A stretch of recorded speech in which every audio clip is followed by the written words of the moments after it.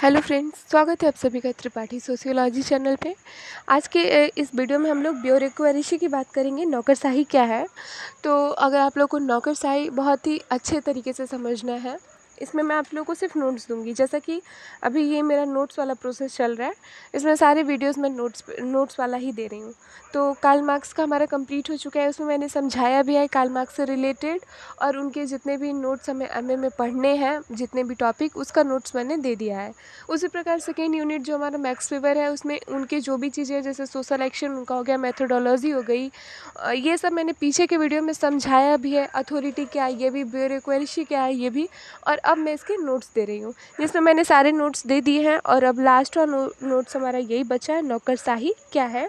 तो इस वीडियो में नौकरशाही हम देंगे और आज मैक्स वेबर ख़त्म हो जाएंगे और इसके बाद हम CH कूले को स्टार्ट करेंगे। तो या फिर देखती हूँ मैं CH कूले स्टार्ट करने से पहले मैं आप लोगों को मैक्स वेबर और कार्ल मार्क्स के कुछ ऑब्जेक्टिव क्वेश्चन और कुछ ये जो रिटन क्वेश्चन है उससे रिलेटेड कुछ बता दूंगी। सो वीडियो स्टार्ट करते हैं हम लोग। तो हम देखते हैं कि ब्यूरोक्रेसी क्या है। कि 19वीं सदी के कई विचारकों ने आधुनिक नौकरशाही के विषय में अपने विचारों को प्रस्तुत किया था, परंतु वेबर जो थे उन्होंने वो एक ऐसे व्यक्ति थे जिन्होंने नौकरशाही के विषय में बात तो किया, उनकी उत्पत्ति और उनके कार्यों का विश्लेषण नहीं, अपितु उसके क्रमबद्ध अध्ययन तरीकों को प्रस्तुत किया था। मतलब इन्होंने साइंटिफिक स्टडी से इसका स्टडी किया था। इसका क्या है? तो नौकरशाही एक प्रकार का संस्थानात्मक संगठन होता है। समाजशास्त्री नौकरशाही शब्द का प्रयोग एक विशेष प्रकार की संरचना का बोध कराने के लिए करते हैं। अब हम इसके कैरेक्टरिस्टिक्स को देख लेते हैं क्या क्या है। जिसमें पहला है कि अधिकारियों तथा कर्मचारियों के कार्य क्षेत्र को निश्चित ढंग से बांट देने का सिद्धांत होता है नौकरशाही, जिनका विभाजन प्रशासन द्वारा बनाए गए नियमों के अनुसार किया जाता है। यह नियमों के अनुसार नियमों के द्वारा होता है। सेकेंड देखते हैं कि इसमें क्या इसमें होता है कि कर्मचारियों तथा अधिकारियों तथा उनकी सत्ता का संस्तरण या चढ़ाव उतार। इसका तात्पर्य है कि एक ऐसे सुदृढ़ व्यवस्थित पद्धति जिनमें निम्न श्रेणी के कर्मचारियों की देखरेख उच्च श्रेणी के कर्मचारियों के द्वारा की जाती है। थर्ड में देख लेते हैं कि कार्य संचालन में लिखित दस्तावेजों या फाइलों के माध्यम से होता है, जिन्हें की सुरक्षित रखा जाए। और इस प्रकार जैसे कि क्लर्क हो गए, क्लर्क का जॉब हो गया, अपना फाइल कीपर का जॉब हो गया, कीपिंग का जॉब हो गया, ये सब भी नौकरशाही में ही आते हैं। तो इससे भी संबंधित इन्होंने बात किया। चौथा विशेषता है नौकरशाही दफ्तरों का कामकाज जटिल और विशेषित होता है। इस प्रकार के कामों को करने के लिए पर्याप्त और विशिष्ट प्रशिक्षण की आवश्यकता होती है। मतलब इसमें क्या, दफ्तरों में क्या होता है कि पुरानी से पुरानी जो भी चीज़ें हैं, जो भी कानून है, अपने नियम है, किस प्रकार से कार्यों को करना है, उन सबों का एक लेखाज बना के रखा जाता है और उन सबों की फाइल्स को अच्छे से संभाल के रखी जाती है। तो इन सब के लिए भी हमें ऐसे व्यक्तियों की ज़रूरत होती है जो उन्हें अच्छे से संभाल कर रख सके। सो इसके लिए भी हमारे फॉर्म आते हैं, हम फॉर्म फिल करते हैं और अगर हम उसे क्वालिफाई करते हैं तो हम उस पद पर जाते हैं।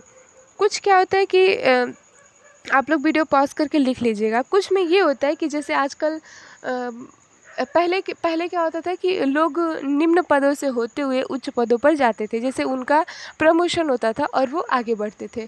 परंतु अभी क्या हो रहा है, अभी फॉर्म आ रहा है और फॉर्म आने के बाद से अगर हम फॉर्म क्वालिफाई कर ले रहे हैं, बेसिकली हमारे पास एक्सपीरियंस नहीं है, लेकिन हम अगर एग्ज़ाम क्वालिफाई कर ले रहे हैं तो हम उस पोस्ट पे चले जा रहे हैं। अगर कंपेयर किया जाए उन लोगों से जो पहले से हमसे नीचे के पदों पे हैं, तो उनका नॉलेज जो है वो हमसे बेहतर है। हमारे पास टेक्निकल नॉलेज है, लेकिन उनका जो उस एक्सपीरियंस है उससे हमारा कम है। तो इसी की बात इसमें की जाती है ब्यूरोक्रेसी में।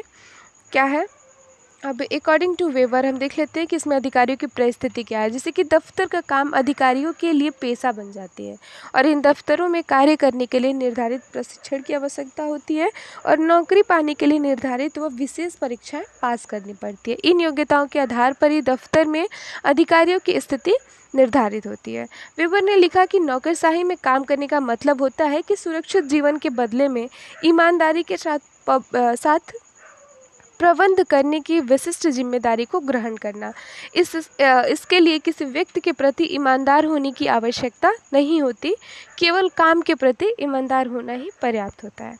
सेकेंड में इन्होंने चार श्रेणियों में से विभक्त किया, जिसमें पहला था, ये कहते हैं कि आधुनिक नौकरशाही के अंतर्गत काम करने वाले अधिकारी को साधारण जनता की अपेक्षा अधिक सामाजिक प्रतिष्ठा प्राप्त होती है।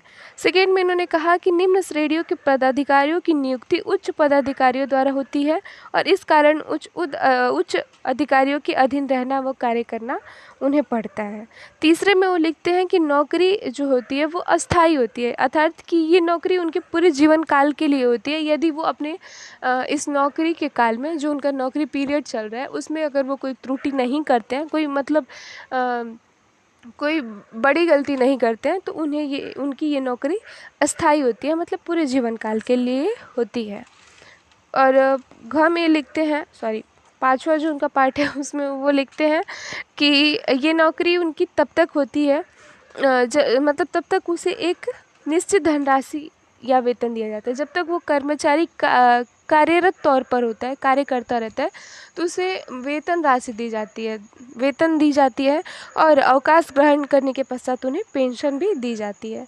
तो क्लियर हो गया हमारा ब्यूरोक्रेसी। आप वीडियो पॉज करके इसे लिख लीजिएगा।